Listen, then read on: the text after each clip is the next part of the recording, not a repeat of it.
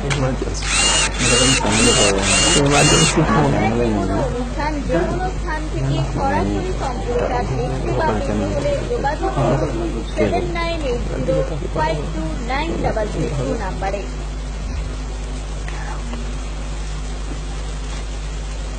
নমস্কার, শুরু করছি সাহিত্যবাণী অনুষ্ঠান। বিগত দিনের মতো আজকে এসেছি আপনাদেরকে সাথে নিয়ে অনুষ্ঠানটা করবো। আজকে আমার মধ্যে উপস্থিত হয়েছেন, আমার ঠিক ডান দিকেই আছেন কবি সুমিত ঘোষ, তার পাশে আছেন অদিতি ঘটক, আমার ঠিক বাদিকেই আছেন আমাদের প্রিয় কবি অর্ণববাবু, অর্ণব গড়াই। আপনার চেনেন সবাই। আমাদের আরেকজন আসার কথা আছেন, উনি এখন এসে উঠতে পারেননি, সময় বিশ্বাস হয়তো চলে আসবেন এখনই। চলে আসলে আমরা আমার অনুষ্ঠান শুরু করছি, তিনি আজকে ওনার জায়গায় বসবেন। তা প্রথমে অর্ণববাবুর কাছে আসবো। আমাদের তো অনেকে আমরা প্রথম দিনও দেখেছি, যখন আমরা প্রোগ্রাম করতে বসেছি, অনেকে কবিতা শোনার ভীষণ আগ্রহ রয়েছে পাঠক মন্ডলীর। তা তাদের একটা আকাঙ্ক্ষা তো পূরণ করতেই হয়। আমরা কবিতা দিয়ে শুরু করি। আমি অর্ণববাবুকে বলবো তার একটা ইদানিং লেখা একটা কবিতা পাঠ করুন। সে প্রথমে তাহলে একটা প্রেমের কবিতা দিয়ে স্টার্ট করি। হয়তো শুরু থেকে শেষ হব, যেমন তুমি আমার আকাশ ভাবো। হয়তো নিকোটিনের পোড়া গন্ধ, হালকা বাতাস বইবে মৃদু মন্দ। হয়তো হাত বাড়ালেও আসবে না আর, তবু বাড়াবো এই হাত আরো একবার। জানি প্রেম মানে অনন্ত আকাশ, রুক্ষ মাঠে এক মুঠো সবুজ ঘাস। হয়তো সেই আকাশে উঠবে তুফান, হয়তো মরা গাঙে ডাকবে আবার বান। জানি ঠিক সেই মরা গাঙের বানে আবার আসবে তুমি আমার আহ্বানে। জানি এ শুধু আজ কল্পনা নয় মোটে, হয়তো আবারও বসন্ত ফুল উঠবে ফুটে। হয়তো না, হয়তো নয়, নিশ্চিত হবে দেখো, তুমি বা আমি আর কেউ বাঁচব না একা। কথা দিলাম আর থাকবো না হয়তো নিয়ে, শেষ হয়েছিল যা একদিন শুরু হবে সেখান দিয়ে। নমস্কার। আজকে অনুষ্ঠানে আমরা শুরু করতে বাধ্য হলাম, যেহেতু টাইম হয়ে গেছে। দর্শক মন্ডলী অধীর আগ্রহ অপেক্ষা করছেন, তার সময় হয়তো চলে আসবেন, ফোন করেছিলেন, খুব শীঘ্রই চলে আসবেন। আর দর্শক মন্ডলীকে অনুরোধ করবো, আপনারা যারা ফোন করছেন বা ফোন করবেন সরাসরি উত্তর নিতে, তারা ফোন করবেন 23430241। আমরা ফোন রিসিভ করবো এবং আমাদের কবিতার উত্তর দেবেন। এরপর আমি যাবো অতিথি ঘটকের কাছে। অতিথি ঘটককে বলবো একটা সঙ্গীত পাঠ শোনা। আমি এখনকার পরিস্থিতি নিয়েই লিখেছি। এখন যেরকম চলছে সবকিছু অমেরুদণ্ডী। আমি দান্তে জানি না, বৃষত না, চেতনভগত না। আমার দুটো বাড়ি পড়ে জগাদাকে জানি। আমি এখন জগাদার বাড়িতে। ওদের আজ ভাতের হাঁড়ি চড়েনি। আমি চাকরির পরীক্ষা দিই, পরীক্ষা দেওয়ার জন্য টিউশনই করি। গাল ভরা নাম শিক্ষিত বেকার। যদিও খুব উচ্চ শিক্ষা লাভ করিনি। যে লোকটার সঙ্গে জগাদা বেড়ে ভাগাভাগি করে খেত, সেই লোকটা এসেছে, সবাই জানে। তবুও কেউ কিচ্ছু বলতে পারল না। লোকটা দূর দূরস্থ জামা কাপড় পরে এসে চোখের জল ফেলছে। আমার খুব ইচ্ছে করছে চেঁচিয়ে বলি, বেরিয়ে যাও শয়তান। পারি না। হঠাৎ দেখি চারিদিকে যেন গ্রহণের অন্ধকার, আর আমরা সবাই চলৎ শক্তিহীন অমেরুদণ্ডী। ওই কেতাদুরস্ত জামাটা বুক খুষ্টে খুষ্টে কাটছি। জগাদা বোধহয় একরকম বেঁচে গেছে। ধন্যবাদ, খুব ভালো লাগলো। আশা করি পাঠক মন্ডলী নিশ্চয়ই ভালো হয়ে গেছে। আপনারা আপনাদের প্রশ্ন করতে পারেন, কারণ আমাদের সময়টা খুব শর্ট। তার মধ্যে টাইমটা যেহেতু সময় শর্ট, তার মধ্যে আপনারা যারা প্রশ্ন করবেন আগে ভাগেই করুন, তাতে সুবিধা হবে। এরপর আমি সুমিত ঘোষের কাছে আসবো। কবি সুমিত ঘোষকে অনুরোধ করবো একটা পাঠ করে শোনাতে, কারণ দর্শক মন্ডলীর একটা চাহিদা থাকে কবিতা পাঠের উপর। অবশ্যই। আমার কবিতা খুব ছোট কবিতা। যাই হোক, প্রণাম মন্ত্র। আরো একটা দিন বয়ে যাচ্ছে, বিষমবায়ুর বিপরীতে দাঁড়িয়ে সমতা ফিরে পাওয়ার লড়াইয়ে কখনো বা গ্যালিলিও আবিষ্কৃত যন্ত্রটায় চোখ রেখে নিজেই নিজের ইন্টারভিউ নেওয়া, আবার কখনো প্যাকআপ বলে একটা অট্টহাসি। জানি না পরের দিনের প্রণাম মন্ত্রটা কি হবে। হয়েছে? এই উনি যেহেতু পাঠ করছিলেন, ফোনটা ধরতে পারেননি, আবার করবেন, আমরা নিশ্চয়ই বলবো। যখন আমাদের কবিরা পাঠ করছেন সেই সময়টা আমরা অনুরোধ করব আপনারা মানে একটু ধৈর্য ধরে অপেক্ষা করবেন, আমরা ফোন ধরবো। আমি সমাধি এসে গেছেন বোধহয়, আমি অনুরোধ করবো আপনি চলে আসুন। সমাধি এসছেন, চলে আসুন।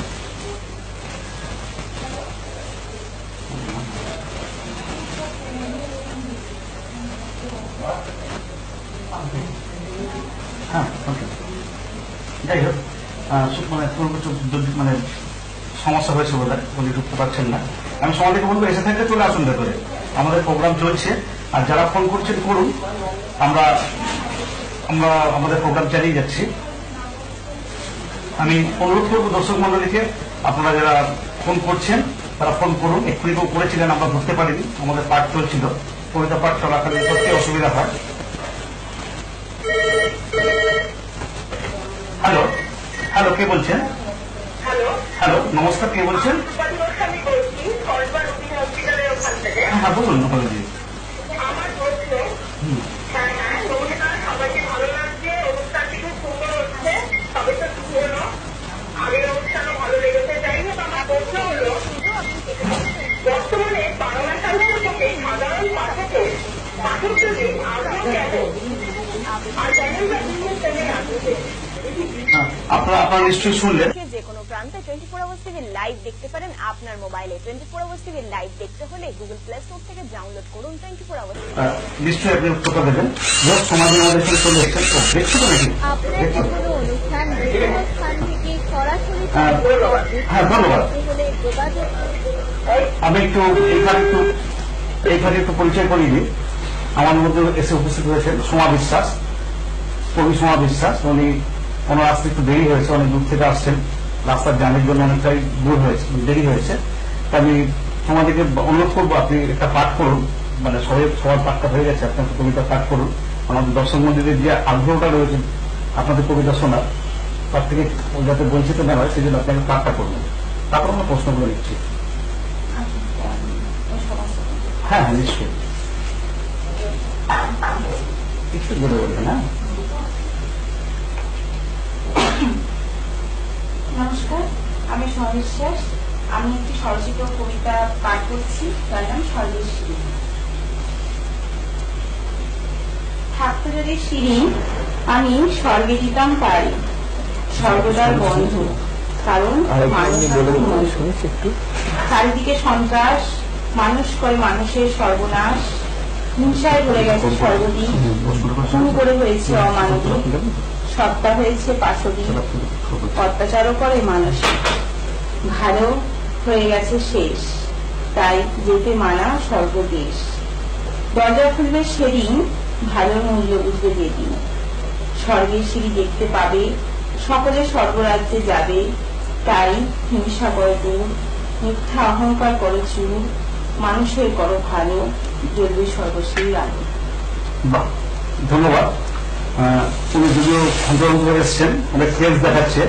যাই হোক, মানে তার মধ্যে উনি পাঠ করলেন দর্শকদের আকাঙ্ক্ষা পূরণ করার জন্য।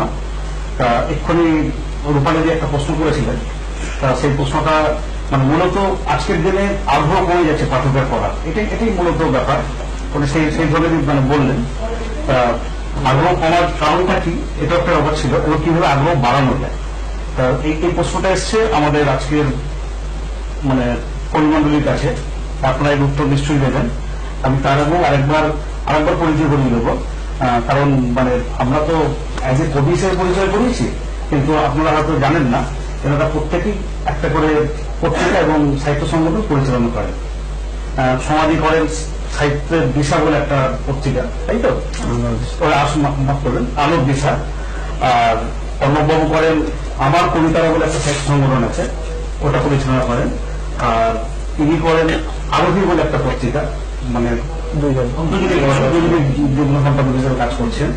তো এনাদের আর একটা পরিচিতি আছে, সেটাও দিলাম। আপনারা যারা লেখালেখি করেন এনাদের সাথে যোগাযোগ করবেন, নিশ্চয়ই আপনাদের ক্যামেরা ফোকাস করার সুযোগ করে দেবে।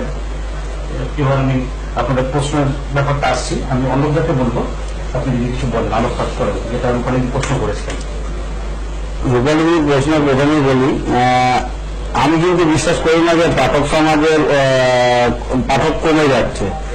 এই আমাদের যে কবিতা আমরা লিখি বা অন্যান্যরা লেখে, যদি লক্ষ্য করা যায় ফেসবুক বা হোয়াটসঅ্যাপ, এখন সবচেয়ে বড় প্রচার মাধ্যম হচ্ছে ফেসবুক বা হোয়াটসঅ্যাপ। আগের দিনে ফেসবুক বা হোয়াটসঅ্যাপে সবচেয়ে বেশি কিন্তু মানে কবিতা বা গল্প যে কোনো লেখা আমাদের সাহিত্য চর্চাগুলো করি, এগুলো প্রচুর পরিমাণে পোস্ট হচ্ছে। প্রচুর কবিতা বা গল্পের জন্য প্রচুর গ্রুপ আছে, সেখানে বহু পাঠকও রয়েছেন। শুধু লেখক আছেন বা কবি আছেন এমন নয়, কিছু পাঠক আছেন যার দৌলতে আমরা আজকের ডেটে অনেক জায়গায় পরিচিতি লাভ করেছি। অবশ্যই সেটা পাঠকের জন্য। তাই একান্তভাবে বিশ্বাস করি না যে পাঠকের সংখ্যা কমেছে। হ্যাঁ, কিছু জায়গা হয়তো কমেছে, বলা যেতে পারে পাঠক বই কিনতে হয়তো ততটা আগ্রহী হয়নি সাবলীলভাবে, কারণ এখনকার দিনে ফেসবুকে সমস্ত গল্প পোস্ট হয়ে যাচ্ছে, ইবুক বিভিন্ন জায়গায় ইবুক পেয়ে যাচ্ছে, ইউটিউবের মাধ্যমে গল্প শুনতে পাচ্ছে। সানডে সাসপেন্স বলে যেমন একটা গল্পের চ্যানেল আছে, সেখানেও অনেক গল্প শুনে নিচ্ছে। তো হয়তো কোনো না কোনো ভাবে পাঠক কিন্তু তার রস মিটিয়ে নিচ্ছে, যেটা দরকার সাহিত্য রস, সেই সাহিত্য রসটা কিন্তু তারা পেয়ে যাচ্ছে। হ্যাঁ, খুব ভালো বললেন। আশা করি রূপালীদের কাছে কিছুটা ক্লিয়ার হয়েছে। তবে এটাও ঠিক, মানে বই কেনার আগ্রহ কমেছে, এটা বলা যেতেই পারে, কিন্তু পাঠ করার আগ্রহ যে কমেছে এটা তো আমরা বলতে পারবো না। কারণ ফেসবুকের মাধ্যমে প্রচুর লোক পড়ছে, আমাদের ইন্টারনেটে প্রচুর লোক পড়ছে, ইন্টারনেটে প্রচুর বই, মানে প্রচুর পাঠক পড়াশোনা করেন। আজকে এই জায়গাটা বলতে পারবো না। আর সাহিত্যের তো একটা মোটিভেটেড হচ্ছে। আজকে সাহিত্য না পড়লেও আজকে যত সিরিয়াল দেখছেন, যত নাটক, যত সিনেমা, সবই তো সাহিত্যের অঙ্গ। আর কেউ না কেউ তো লিখেছেন, সেগুলি ছবির আকারে দেখছেন, অত পাঠ না করলেও দেখছেন। আর সাহিত্যের প্রতি আগ্রহ কিন্তু মানুষের কমেনি, এটাই স্বাভাবিক। যদিও এই বিষয়ে অনেক বিতর্ক থাকবে, তবুও বিতর্ক চলতে থাক, আরো প্রশ্ন আসতে থাকুক, আমরাও তার উত্তর যথাযথভাবে দেওয়ার চেষ্টা করছি। আমি এখন একটা মানে আমাদের অনেক প্রশ্ন আছে, অনেক প্রশ্ন করে, সেগুলো থেকে আমরা লিস্ট করে কিছু সংক্ষেপে করে রাখি। এখন সেই প্রশ্নগুলো আমরা আমাদের উত্তর দিতে হবে, বিশেষ করে কবিমণ্ডলীতে, কারণ সমস্ত প্রশ্নই কবিদের উদ্দেশ্যেই ওনারা মানে পাঠক মন্ডলী আমাদের পাঠিয়েছেন, সেগুলোকেই আমাদের আপনাদের কাছে তুলে ধরা। তা আমাদের যেমনি ইদানিং একটা মানে খুব মানে আওয়াজ উঠছে, মানে ফেসবুক কবি বা ফেসবুকের কবি, মানে এটা মানে যেমন যারা ভালো গান গান না বা শখে গান গান, মানে বাথরুমে গান না, তাই বাথরুম সিঙ্গার বলে, ঠিক আজকেও কবিদের বলছেন যে ফেসবুক কবি, মানে তারা শুধু ফেসবুকে লেখেন, মানে তাদের আর কোনো অস্তিত্ব নেই বা কবি নেই, এরকম অনেক আমাদের ধারণা আছে। যদিও মানে আমরা একটা পত্রিকা চালাই, আমাদের কাছে অনেক কবি লেখা দেন, অনেকে ফেসবুকে থাকেন, অনেকে ফেসবুকের বাইরেও থাকেন। মানে এটা আমি মানে অপরে স্বীকার করতে পারি, যারা ফেসবুকের বাইরে আছেন, যারা মানে কলমকিয়ে বলেন যে আমরা ফেসবুক কবি নয়, তাদের লেখাও যে ফেসবুক কবিদের থেকে অনেক বেশি ভালো, এটা কখনোই নয়। তাদের লেখা এবং যারা ফেসবুকে লিখছে, মানে যদি ভেরিফাই করা যায়, কেউ কারো থেকে কম না, কেউ কারো থেকে বেশি না, এটা গতানুগতিক। তবু আমি যেহেতু প্রশ্ন উঠেছে ফেসবুকের কবি, এই বিষয়ে আমি সমাজকে বলতে বলছি, যদি কিছু আলোকপাত করে। মানে যারা ফেসবুকে লেখে তারা ফেসবুক করি, আর বাকিরা করি, আর এরা করি না, ব্যাপারটা এরকম জায়গায় আসছে। আমি এটি সমর্থন করি না। ফেসবুক কবি বলে আমি মনে করি না যে কারোর মেধা সবার মধ্যে আছে, এবং মেধা প্রচার করার মাধ্যম এখন যদি ফেসবুক হয়ে থাকে, তাহলে সেটা সর্বোত্তম একটি মাধ্যম। এবং ফেসবুকে কবিতা লেখা বলে একদম সে ফেসবুক কবি, এবং ফেসবুকে লিখি না বলে সে একজন কবি, এটা হতে পারে না। আমি আগে বুঝতে চেষ্টা করবো যে লেখার মান কতটা, কবি লেখার মানের উপর তার কবিত্বের। একজন একটা কবিতা লিখেও কবি হয়ে যান, আবার কেউ অনেক গ্রন্থ আকারে লেখা প্রকাশ করছেন, কিন্তু তিনি কবি হতে পারেন না।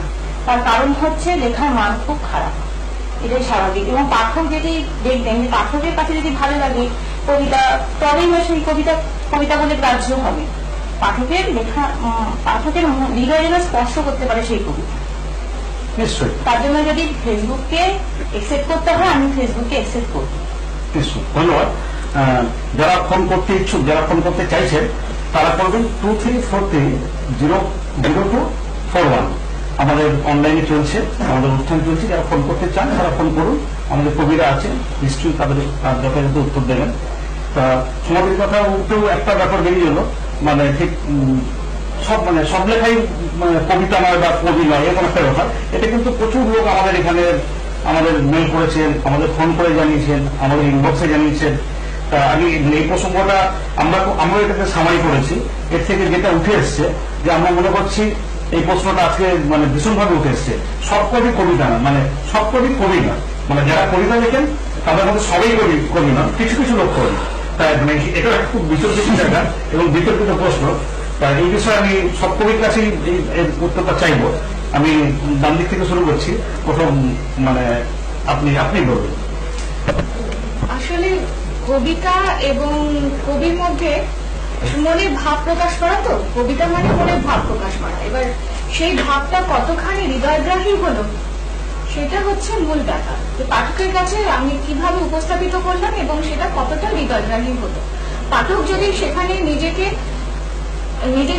মানে ওটার সঙ্গে রিলেট করতে পারে নিজেকে, তবেই সেটা কবিতা হয়ে উঠবে, না হলে কিন্তু সেটা কবিতা নয়। এবং সেখানে বড় বড় দামি দামি ভারী ভারী কথা দিলেই সেটা কবিতা এবং তাছাড়া কবিতা নয়, এটা কিন্তু নয়। ভালো বলেছেন না, কিন্তু সেটা হলো সব কবিতাই কবিতা নয়, এটা মেনে নিলাম। কিন্তু যারা কবিতা লেখেন, যারা সবাই কবিতা লেখেন এবং তারা সবাই কবি নন, এই যে প্রসঙ্গটা ওঠে মানে যে কবিতা লেখেন তারা কবি নন, এটা একটা বিতর্কিত প্রশ্ন। তা আমার যেটা মনে হয়, আমি খুব সাধারণ যুক্তিতে বুঝি, যারা ধরুন ভিক্ষা করেন, আমি একটু এইভাবে বলছি, যারা ভিক্ষা চান, কেউ গান গেয়ে চান, কেউ মানে অঙ্গিভঙ্গি করে চান, কেউ থালা নিয়ে চান, কেউ ব্যান্ডেজ বেঁধে চান। তা যারা ভিক্ষা নেন তারা তো এক কথায় ভিখারি, আমরা তো এক কথায় ভিখারি বলতে পারি। তাহলে যারা লিখছেন কবিতা, সে কবিতা যাই হোক, তাহলে সে কবি নন। মানে এটা তো একটা বিতর্ক। এই বিতর্কে আমি সবার থেকে শুনবো, মানে আপনাদের কি অভিমত? মানে এই ধরনের বিতর্ক প্রচুর এসছে, প্রচুর আমাদের কাছে প্রশ্ন এসছে, তার উত্তর আমরা যেভাবে দিচ্ছি এবং সেই সঙ্গে আমরা যেহেতু আপনাদের পেয়েছি, আপনারাও দর্শকদের কাছে আপনাদের উপস্থাপন করুন যাতে পরিষ্কার হয়। আমি অন্যটাকে বলবো বিষয়ে একটু যদি প্রয়াস করেন। না, এটা ঠিক কথাই যে যেটা যার প্রশ্নটা উঠছে যে সব কবি কবি নয়। আমি একটা কিছু লিখে দিলাম, লেখা কতগুলো জিনিস আছে। একটা যখন ছন্দ লেখা হয় বা গদ্য ছন্দ লেখা হয়, মুক্ত ছন্দ লেখা হয়, লেখার মধ্যে একটা মাত্রা বা একটা রস থাকে। এমন অনেকে লেখে দেখবেন, আমরা লক্ষ্য করি কিছু সাংকেতিক চিহ্ন দিয়ে লেখা হচ্ছে কবিতা, ঠিক আছে, হ্যাশ বা একটা কমা বা গ্রেটার দ্যান বা পার্সেন্টেজ, তো যদি বলি এটাকে কবিতা। আমার কাছে কবিতা হচ্ছে এমন একটা জিনিস যে একজনের ভাব প্রকাশ, আমার মনের মধ্যে এই মুহূর্তে যা রয়েছে সেটা আমি প্রকাশ করছি। সেটা এমন একটা ছন্দে থাকবে বা এমন একটা সৃষ্টিতে থাকবে যেটা সাধারণ যে কেউ, একটা যদি ক্লাস 1-এর বাচ্চাও পড়ে, সে যেন বুঝতে পারে। যেটা আমাদের কাছে রবীন্দ্রনাথ ঠাকুর, যেটা লেখার মাধ্যমে আমাদের কাছে শরৎচন্দ্র চট্টোপাধ্যায়। আমি এটা বলছি না যে তাদের মতন আর কেউ লিখবেন না বা কিছু লিখবেন না, ঠিক আছে, তারা তাদের জায়গায় তো তারা এক সৃষ্টি করে গেছে, যে সৃষ্টির কোনো বিকল্প হতে পারে না। কিন্তু ইদানিং আমরা যারা লিখছি, আমাদের লেখার অনেকের লেখার মাঝে, আমি কাউকেই ছোট করছি না, অনেকের লেখার মাঝেই যেমন অনেক ভালো ভালো লেখা পায়, যেটা যদি বললেন যদি বললেন একটু আগে যে একটা ভারী ভারী শব্দ লিখে দিলাম, যে লেখাটা আমাকে খুঁড়িয়ে ডিকশনারি পাতার পর পাতা উল্টে দেখতে হবে যে মানেটা কি। তো সেই লেখাটার সেইটা কবিতা নয়, আমি মনে করি ব্যক্তিগতভাবে। তো ঠিকই সেটা কবিতা নয় বা সেই কবি নন। তাহলে ঠিকই আছে, মানে আপনাদের যে ওপিনিয়ন, তার মানে সব কবি কবিতা নয়, মানে সব কবি কবি নয়, আর সব কবিতাই কবিতা হয় না। এই বিষয়ে আপনাদের কোনো দ্বিমত আছে কি? মানে সুনীল বাবুকে বলবো এবং সমাধিকে বলবো, যদি থাকে বলুন। আমি একটাই কথা বলতে চাই, একটা কবি অজস্র কবিতা লিখতে পারে, কিন্তু একটা কবিতাই একটা কবিকে সৃষ্টি করতে পারে। সেটা কবির মানে ব্যক্তিগত ব্যাপার, সে ডট চিহ্ন ডট ডট ডট বসাতে পারে, কিংবা কোনো লেখার শেষে দাড়ি নাও বসাতে পারে, দরকার নেই। গভীর ভাবনা থেকে কবির এটা বেরিয়েছে, সেটা পাঠককুল বুঝবে। আর পাঠককুলকে বোঝানো সবটা কবির দায়িত্ব নয়, কবির দায়িত্ব কিছুটা থাকে, কিন্তু কবির লেখাটার উপর গভীরতাটাই আমার মনে হয় এটা কবিত্বের পরিচয়। নিশ্চয়ই গভীরতা তো থাকবে, কিন্তু অবশ্যই, অবশ্যই। সরল ভাষায় যদি যিনি পাঠককে যদি না বুঝতে পারেন, তাহলে তার কাছে তো একটা হজলগা হয়ে যাবে না। না না, কবিতার অনেক ভাগ আছে, ছড়া আছে, অনেক রকম আছে, সেটা না যে হ্যাঁ মানে কবিতা তো কবিতাই হয়, সে অবশ্যই অবশ্যই অবশ্যই। ভাষা কিন্তু সোজা, কারণ ভাষা অত শক্ত ভাষা, দুর্বোধ্য ভাষার দরকার নেই, কিন্তু কোনো কোনো জায়গায় দর চিহ্ন দিতেই পারে। এটা কবির একটা গভীর ভাবনা থেকে আসতে পারে, সেই ভাবনাটা শুধু কবিই বোঝে, আর কিছু পাঠককুল সেটা নিতে পারে। সেটা কতটা নেবে সেটা পাঠককুল আমার মনে হয় বোঝাটাই আজকে একটা প্রশ্ন বারবারই উঠছে, যে অনেকেই মানে এই ধরনের প্রশ্ন করেন, আজকে বোধহয় বাংলা সাহিত্যের দুর্দিন এসছে, আবার কেউ বলেন না বাংলা সাহিত্যের সুদিন। এখন এটাও একটা বিতর্ক রয়েছে, সত্যি কি বাংলা সাহিত্যের আজকে দুর্দিন? এই বিষয়ে যদি আপনার কিছু বলার থাকে, মানে সমাজকে অনুরোধ করবো, সবাইকেই বলবো, সবাই বলুন, তাতে একটা জিস্ট পাওয়া যাবে।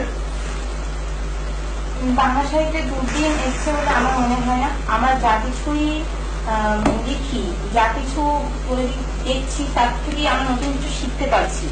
অতএব নতুন এখন শুনছেন আধুনিক যুগ, বাংলা সাহিত্যে আধুনিক গদ্য কবিতা, যেটা বাংলা সাহিত্যের গদ্য কবিতাতে বিভিন্ন কিরকম ধরনের এখন হচ্ছে, এক ভাষা থেকে আর এক জায়গায় চলে যাচ্ছে একটা ভাবনা, নতুন ধরনের ভাবনা, কিছু গদ্য সাহিত্যে লেখা, এই সমস্ত যে হচ্ছে। তো যাই লিখবো, যাই পড়বো, আমরা তাই শিখবো। তো আমার মনে হয় না যে বাংলা সাহিত্যের দুর্দিন এসছে। বাংলা সাহিত্যের সুদিন অনেক অনেক সাহিত্যিক, কবি সাহিত্যিক আছেন যারা নতুন কিছু শিখছেন, নতুন নতুন আবিষ্কার করছেন। আমাদের শুধু ভালো লেখক, ভালো কবিকে খুঁজে নিতে হবে। নিশ্চয়ই, ঠিক আছে, ভালো লাগলো আপনার কথায়। তবে মানে সবার তো একটা মানে কবিতা শোনার আগ্রহ থাকে, এর আগের দিনও দেখেছি, তাই প্রত্যেকেই বলবো একটা একটা করে মানে পাঠ করবেন। একদিক থেকে শুরু করবো, অনেক দিন শুরু করবো।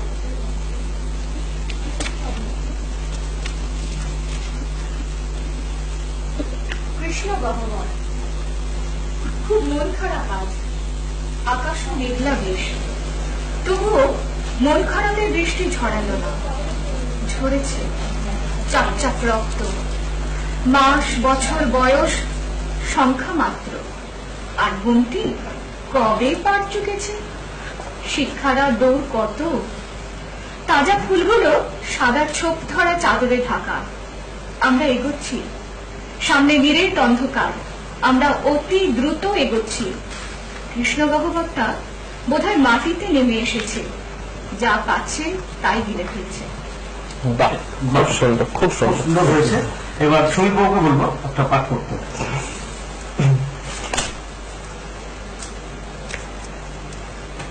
ইতিহাস কাকে বলে? শুনেছ শুনেছ একটা অদ্ভুত ঘরের স্বপ্ন ওই লোকটায় দেখেছিল। একরাশ গল্পে নিজেকে বাদশাহ আকবর না হোক, তবুও একটা সাধারণ মানুষ।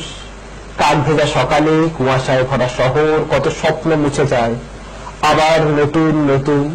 কি জানি ইতিহাস কাকে বলে? খুব সুন্দর। আমি এবার আমাদের সমাজে বলবো একটা কবিতা পাঠ করতে, মানে আবৃত্তি করতে, কারণ অনেক মানে আগ্রহ করে বসে থাকেন। এর আগের দিনও প্রচুর ফোন এসছে, এবং আমাদের অনুষ্ঠানে আগেও প্রচুর ফোন এসছে যে কবিরা গেলে আমরা কিন্তু তাদের কিছু কবিতা শুনতে চাই, তাদের মুখে। মানে লেখা তো সবাই পড়েন, কিন্তু তাদের মুখে শুনবে, এটা কিন্তু তাদের মধ্যে একটা বাড়তি আগ্রহ। সেগুলো তাদের আকাঙ্ক্ষা পূরণ করার জন্য আমি অনুরোধ করছি সমাধিকে, এবং অন্নদাও করবেন, একটু সবাই করবেন। আমি অনুরোধ করছি সমাধিকে এখন। পাগল প্রেম। জন্ম মৃত্যু দুই পাগল প্রেম। জন্ম অভিজাত বাড়ির পুত্র, মৃত্যু দরিদ্র পিতার অবলীন কন্যা। জন্ম যেখানেই যায় সেখানেই সমৃদ্ধি, মৃত্যু এমনই অভাবিনী, শুধু ধ্বংস। জন্মের সাথে সাথে মাতৃভার আসে, তার উপর সে মাঙ্গলিক, তাই তাদের বিয়েতে বাধা। বিয়ে দিতে অস্বীকৃত বাবা মা, পুরুষ ও প্রভু। কিন্তু জন্ম মৃত্যু যে পাগল প্রেম। এদিকে মৃত্যুকে সে জন্ম থাকতে পারবে না, জন্ম মৃত্যুকে জীবন সঙ্গিনী করবে সিদ্ধান্ত নিল। বাড়ি থেকে পালিয়ে যেতে চাইলে বাবা মার কোপ। জন্মকে পাঠিয়ে দিল পৃথিবীতে, জন্ম বড় হলো, নাম হলো জীবন। এদিকে জন্মের শোকে শোকে মৃত্যু পাগলি দিশাহারা, জীবন কিন্তু ভোলেনি মৃত্যুকে।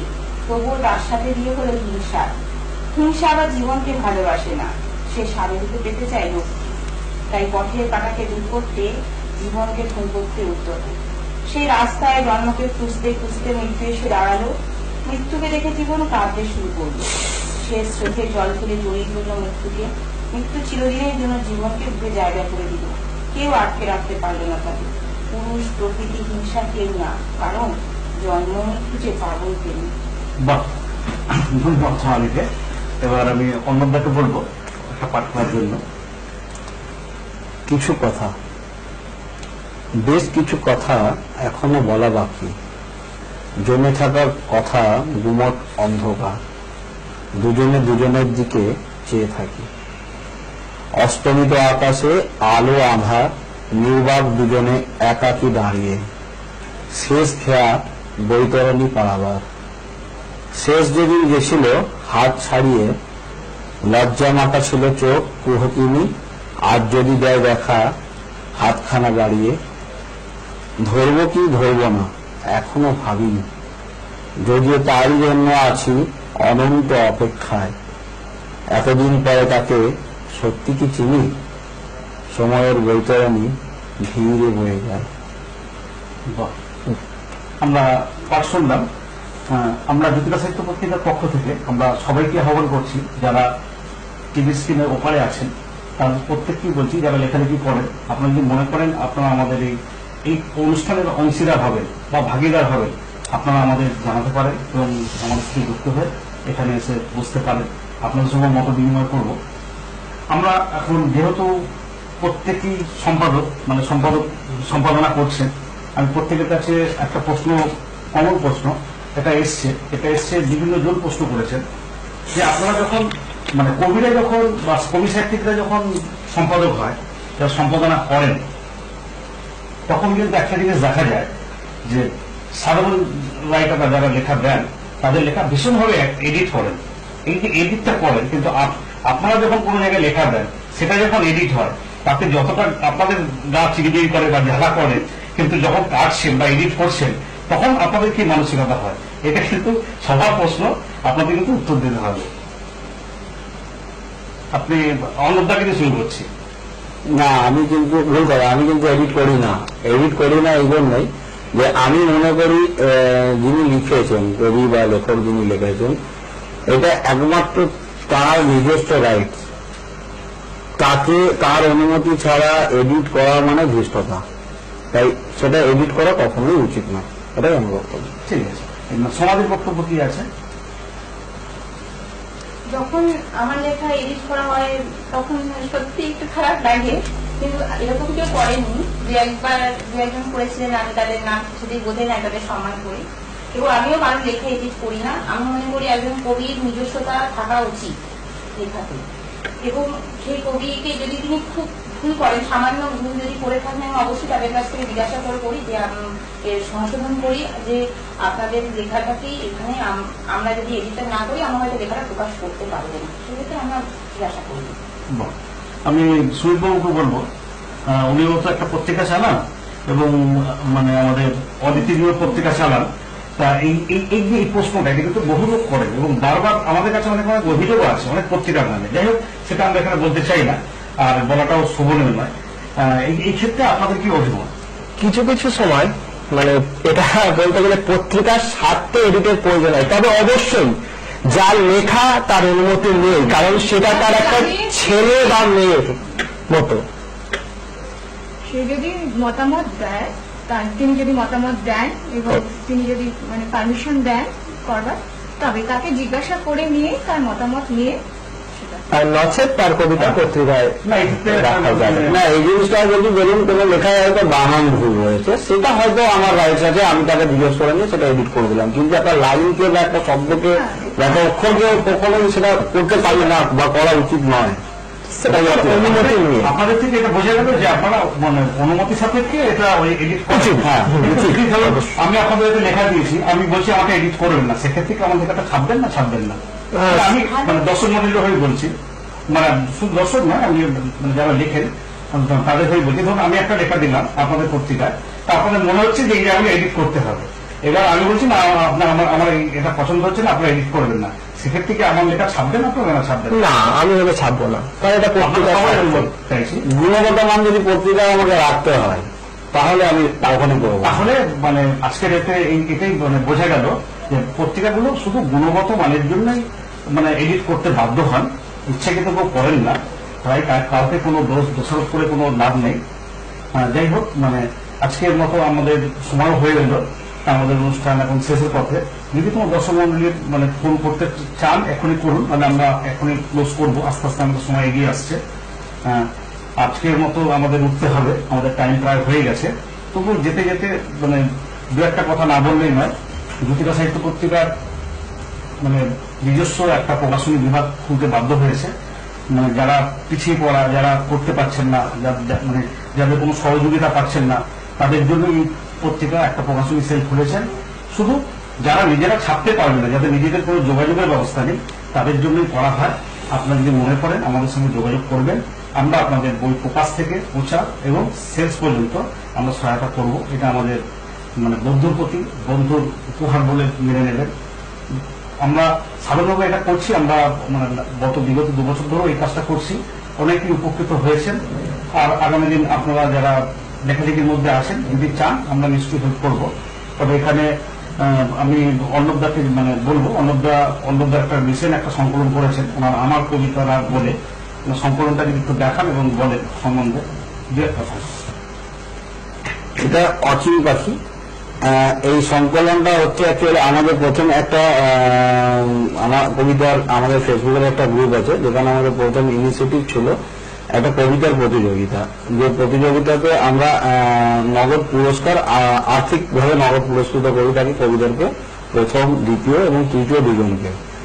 সেই কবিদের সেরা কবিতা এবং যারা যারা পার্টিসিপেট করেছিলেন গত 3 মাসে, তাদের কবিতা নিয়ে শুধুমাত্র এই কবিতাটা, আলাদা করে কোনো কিছু বাইরে থেকে কোনো কবিতা নিইনি। এবং আবার এই আমাদের প্রতিযোগিতা এখনো চলছে, ভবিষ্যতে আবার আগামী 4 মাসে মানে জুলাই আগস্ট মাস নাগাদ আবার এরকম একটি পত্রিকা প্রকাশ পাবে, একটি নতুন রূপে নতুন ভাবে। ধন্যবাদ। আমরা সবাইকে নমস্কার করে আমরা আজকের অনুষ্ঠান শেষ করবো। তার আগে আমি ওনাকে আপনার পত্রিকাটা এবং আপনি আপনার পত্রিকাটা একটু ক্লোজারে নেবেন, দর্শক মন্ডলী একটু দেখবেন। আপনাদের পত্রিকাগুলো একটু তুলে ধরুন।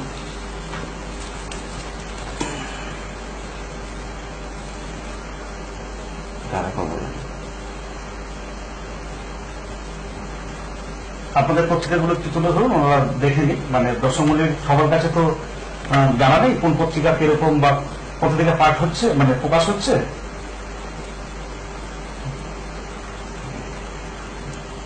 ধন্যবাদ।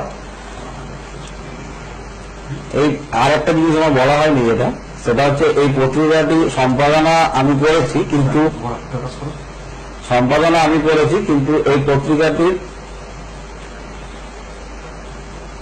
এই পত্রিকাটি আমাদের সম্পাদনা করতে সর্বত্রভাবে সাহায্য করেছেন আমাদের সোমনাথ দা, আমার পাশেই বসে রয়েছেন, এবং এটি জ্যোতিকা সাহিত্য প্রকাশনী থেকেই প্রকাশ পেয়েছে।